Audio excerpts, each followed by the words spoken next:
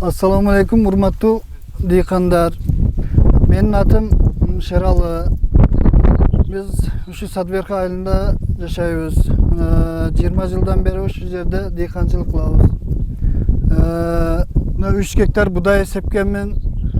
Будайыбыздын эмеси ушу Агроветазия аптекасы менен иштешебиз, Нурлан менен Карабалта. Ушу былтыры да 3 гектар будай сеп, ушу 20 сепкенбиз. Ошонун эфеги жакшы болуп, гектарынан 6 тоннадан алганбыз будай. Быйыл да ошону колдондук. Мына эмесин көрүп атасыздар. Кудайга шүгүр жакшы. Дыйкандарга советим ушул, алып ушу эмеден колдонуңуздар. Эмеси аябай жакшы эфеги.